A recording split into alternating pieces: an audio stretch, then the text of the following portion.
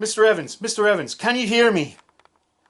Good, okay, I'm really sorry, Mr. Evans, but I'm afraid you've been in a terrible superhero movie. And to make matters worse, you starred in the sequel. But don't worry, there's hope. We can stick you in a machine with Marvel Studios and make something better. Do we have your consent, Mr. Evans? Brilliant. Nurse, get him in the machine.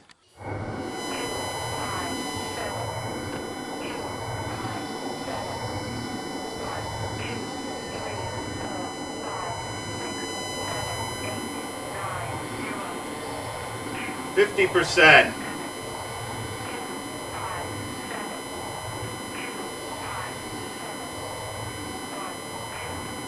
80%.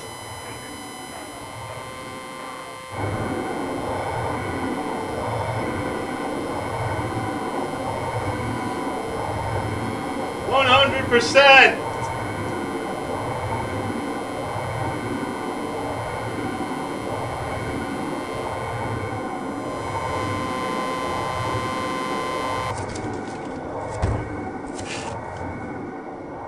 How do you feel? Taller.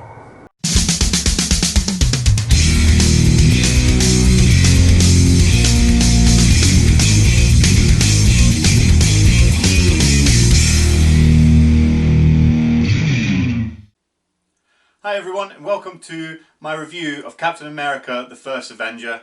This is going to be a three-part series where I'll also be covering Winter Soldier and Civil War. As you can tell from my opening skit, this is the film that brought Chris Evans back into the superhero world, and it's also the fifth film in the first phase of Marvel's cinematic universe. So, let's get into it. And as Kat would say, language! The film started as a concept back in 1997 and was meant to be distributed by Artisan Entertainment. However, due to a lawsuit that wasn't settled until 2003, the project was delayed. Eventually, Marvel Studios got a loan so that they could finance the film themselves. Director Joe Johnston was approached in 2008 and was a former visual effects specialist, having worked on films like Jumanji, Jurassic Park 3 and Honey, I Shrunk the Kids. He then teamed up with writers Christopher Marcus and Stephen McFeely to write the script, and the end result is First Avenger. Captain America First Avenger is the origin story of Steve Rogers eventually becoming Captain America. When I first heard about this, I was excited. The MCU had already provided 4 great movies, especially with setting up of Iron Man and Thor, so now it was Cap's turn. Now the actor cast to don the red, white and blue was Chris Evans. Chris Evans had previously put on his superhero cape as a Human Torch in the Fantastic Four movies. You guys, hey, you are never good. What? Oh, well, I can explain this.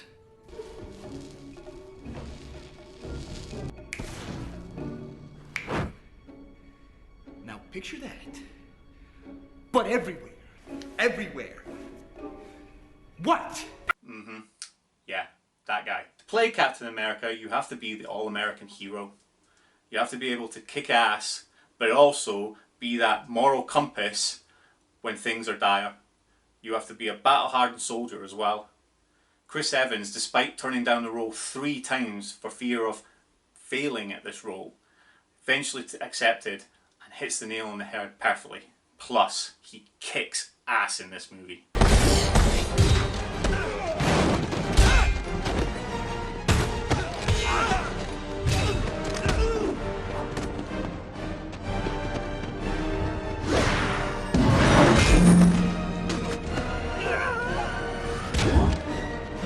The rest of the cast in this movie are absolute perfect.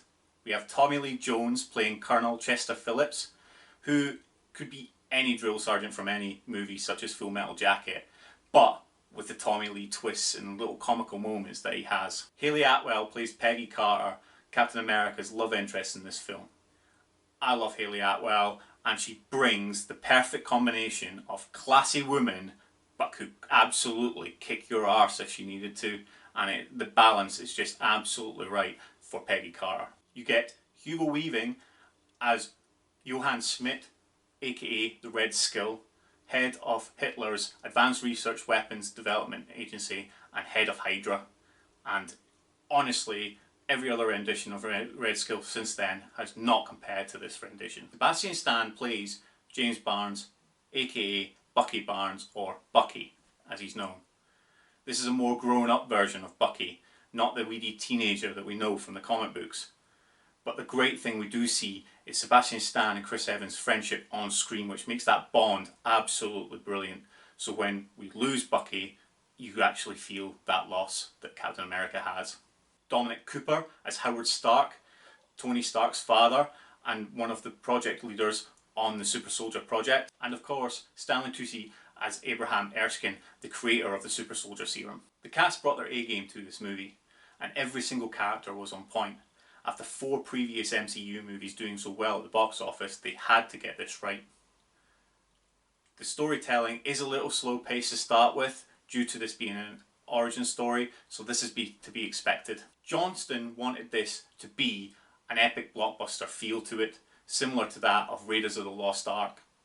And he hits the nail on the head with long, slow motion action shots, slow motion explosions, some of explosions behind the scenes of Captain America. He hits the nail on the head of making this feel like a period movie within an action blockbuster. And every scene and every shot is spot on. The movie has a good sense of realism in that when Captain America is fighting alongside his Howling Commandos, who are just normal human beings, not super soldiers like himself, you can see the emotions in there from fighting World War II. This is especially evident when they lose Bucky and the scenes after that. The emotion is raw, and that gives a great sense of realism to this film. However, it does not take away from the fact that this is a superhero fantasy film. The design of Cap's suits through this movie are absolutely on point, and especially his final suit design. It looks functional, it looks practical, and it looks like it's from the 1940s and just been adapted and brightened up a bit to give that superhero feel, and it is absolutely perfect. One of the things we do love seeing in this movie is how Captain America develops, but also how his suits develop with him, from the funny suit that he has when he's on stage performing, right through to the final suit at the end that he uses to combat Hydra. The main plot of this movie is around the Red Skull using an artifact called the Tesseract as an energy source for world domination. He does draw on items and things from comic books, but there is no specific story within this film, I don't think. I think it is its own thing, which I really appreciated and I really enjoyed. The climax to this film is epic, where we see a confrontation between Captain America and the Red Skull on a flying fortress. We also see Captain America's selflessness in this final scene. Is that you? Are you all right? Hey, Schmidt's dead! What about the plane? That's a little bit tougher to explain. Give me your coordinates. I'll find you a safe landing site. It's not going to be a safe landing. But I can try and force it down. I'll get Howard on the line. He'll know what to do. There's not enough time. This thing's moving too fast and it's heading for New York.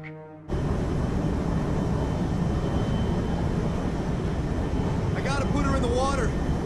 Please, don't do this. We have time. We can work it out. Right now I'm in the middle of nowhere. If I wait any longer, a lot of people are gonna die. This selfless act resonated with all audiences and really made the climax of the movie. When this was released, everybody was expecting good things, especially off the back of Iron Man 1 and 2 and Thor. And this delivered. First Avenger was the first steps for Captain America into the MCU. And it was just a small taster of what was to come. So with that, guys, I give this movie 8 out of 10. Thanks for watching. Please stay tuned for episodes 2 and 3 where I'll be covering Winter Soldier and Civil War. And with that, guys, geek out. Them big feet though. However, due to a lawsuit in 2000 that wasn't script, write the script, and the end result was First Avenger. Typical American, homegrown, proud of the flag. Oh, God. Revolves around the Red Skull trying to... Red Skull? Red Skull. Red Skull. Red Skull. Oh. As an energy source. Energy sauce? Sauce? Sauce? Sauce? Source, dickhead. Sweaty.